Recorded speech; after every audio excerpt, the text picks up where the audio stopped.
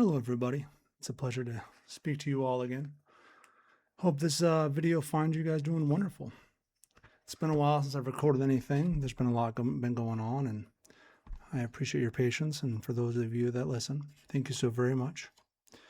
I was hoping today to read The New Common Denominator of Success, written by Albert E.N. Gray. It's a short little book, and my hope is to get it done in one shot for us today. So please sit back and enjoy. And I look forward to hearing what you guys say in the comments. Thank you so much. The New Common Denominator of Success, written by Albert E.N. Gray. Success is reached by being active, awake, ahead of the crowd, by aiming high, pushing ahead, honestly, diligently, patiently, by climbing, digging, saving, by forgetting the past, using the present, trusting in the future, by honoring God, having a purpose, fainting not, determining to win, and striving to the end. Russell Conwell. Foreword by Charlie T. Jones. If there were a hall of fame for motivational books, The Common Denominator of Success would be listed in the top 10. I began my selling career at age 6 in 1933 and never stopped selling. At age 22, I became a life insurance salesman, and fortunately for me, my manager gave me a little booklet with the most wisdom and the fewest words I'd ever read. Now, 58 years later, it is still the most wisdom and the fewest words I've ever read. The simple truth of this book did more than impact my life. It became my calling card. I noticed many discarded my business card, and some, while I was still there in their office.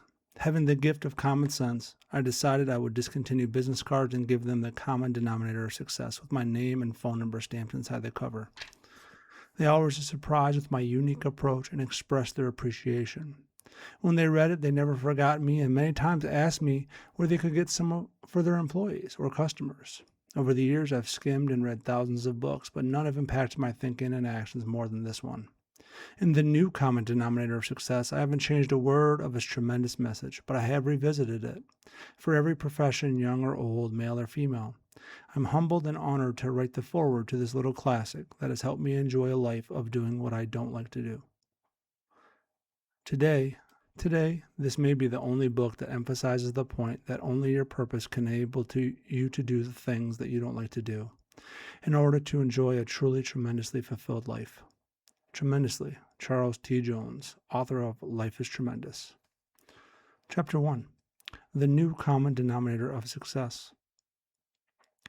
Several years ago, I was brought face to face with the very disturbing realization that I was trying to supervise and direct the efforts of a large number of men who were trying to achieve success without knowing myself what the secret of success really was. And that naturally brought me face to face with the further realization that regardless of what other knowledge I might have brought to my job, I was definitely lacking in the most important knowledge of all. Of course, like most of us, I had been brought up on the popular belief that the secret of success is hard work, but I had seen so many men work hard without succeeding, and so many men succeed without working hard, that I had become convinced that hard work is not the real secret, even though in most cases it might be one of the requirements. And so I set out on a voyage of discovery which carried me through biographies and autobiographies, and all sorts of dissertations on success and the lives of successful men, until I finally reached a point at which I realized that the secret I was trying to discover lay not only in what men did, but also in what made them do it. I realized further that the secret for which I was searching must not only apply to every definition of success, but since it must apply to everyone to whom it was offered, it must also apply to everyone who had ever been successful. In short, I was looking for the common denominator of success. And because that is exactly what I was looking for, that is exactly what I found.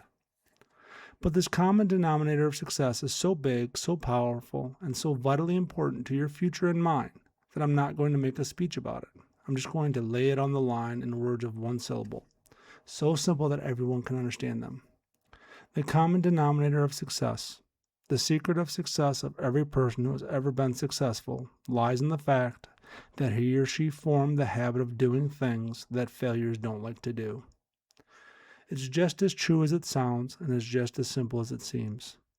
You can hold it up to the light, you can put it to the acid test, and you can kick it around until it's worn out.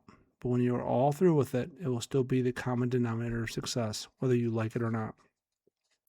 It will still explain why many come into business with every apparent qualification for success and give us the most disappointing failures, while others come in and achieve outstanding success in spite of many obvious and discouraging handicaps. And since it will also explain your future, it would seem to be a mighty good idea for you to use it in determining just what sort of future you are going to have. In other words, let's take this big, all-embracing secret and boil it down to fit the individual you. If the secret of success lies in forming the habit of doing things that failures don't like to do, let's start the boiling down process by determining what are the things that failures don't like to do. The things that failures don't like to do are the very things that you and I and other human beings, including successful men, naturally don't like to do. In other words, we've got to realize right from the start that success is something which is achieved by the minority, and is therefore unnatural and not to be achieved by following our natural likes and dislikes, nor by being guided by our natural preferences and prejudices.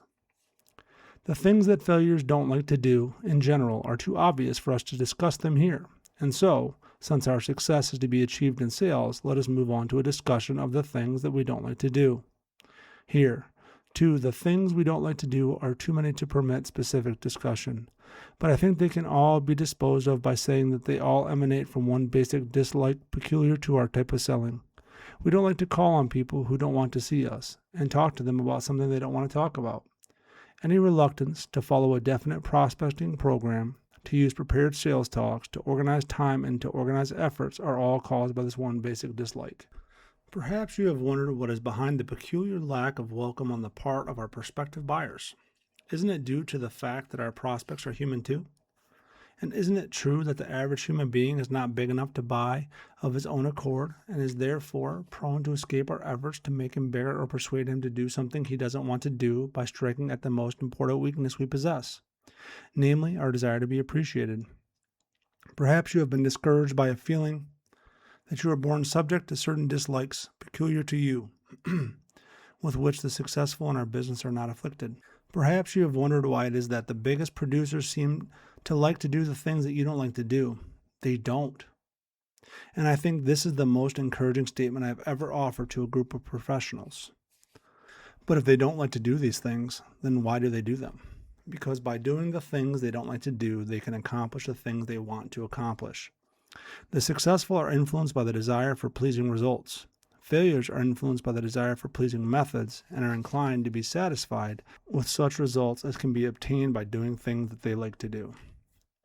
Why are the successful able to do things they don't like to do while failures are not? Because the successful have a purpose strong enough to make them form the habit of doing things they don't like to do in order to accomplish the purpose they want to accomplish. Sometimes, even our best producers get into a slump. When a person goes into a slump, it simply means that he has reached a point at which, for the time being, the things he doesn't like to do have become more important than his reasons for doing them. And may I pause to suggest to you managers that when one of your good producers goes into a slump, the less you talk about his production, the more you talk about his purpose, the sooner you will pull him out of his slump. Many with whom I have discussed this common denominator of success have said at this point, but I have a family to support and I have to make a living for my family and myself. Isn't that enough of a purpose? No, it isn't. It isn't a sufficiently strong purpose to make you form the habit of doing the things you don't like to do for the very simple reasons that it is easier to adjust ourselves to the hardships of a poor living than it is to adjust ourselves to the hardships of making a better one.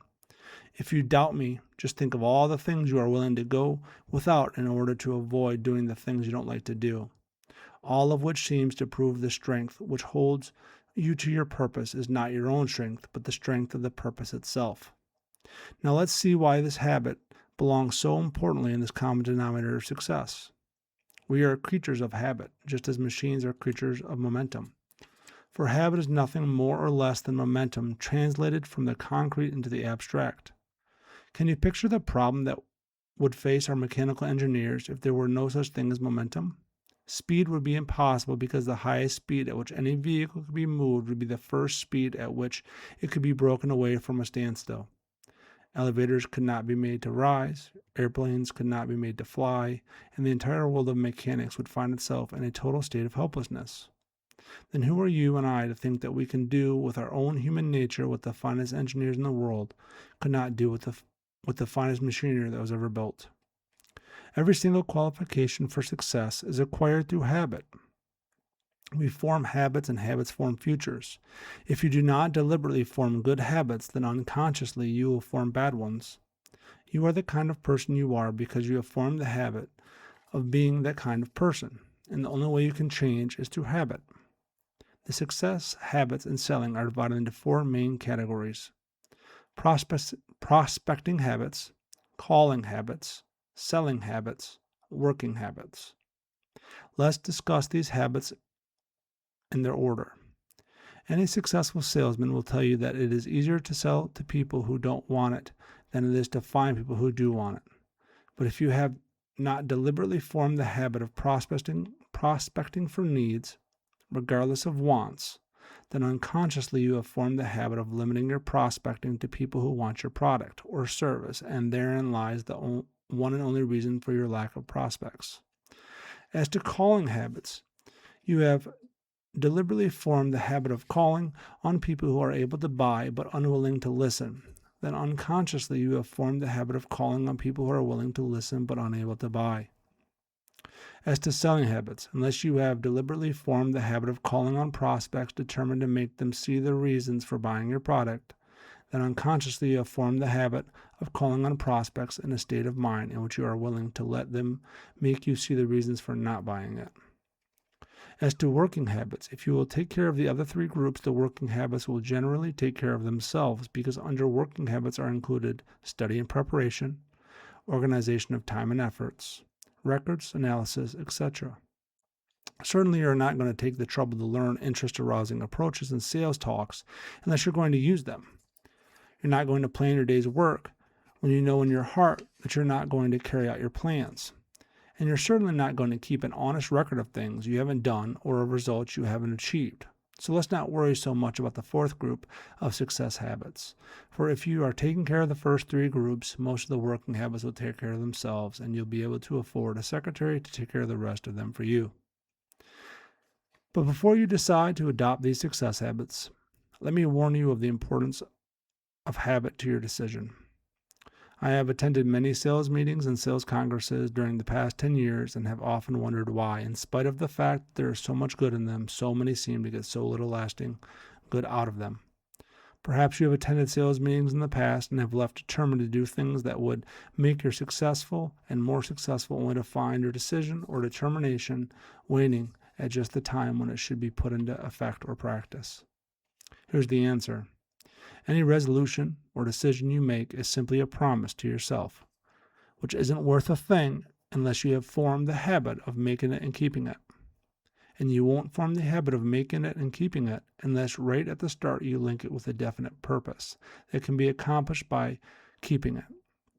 In other words, any resolution or decision you make today has to be made again tomorrow, and the next day, and the next, and the next, and so on. And it is not only has to be made each day, but it has to be kept each day. For if you miss one day in the making or keeping of it, you've got to go back and begin all over again. But if you continue the process of making it each morning and keeping it each day, you will finally wake up some morning a different person in a different world, and you will wonder what has happened to you in the world you used to live in. Here's what has happened.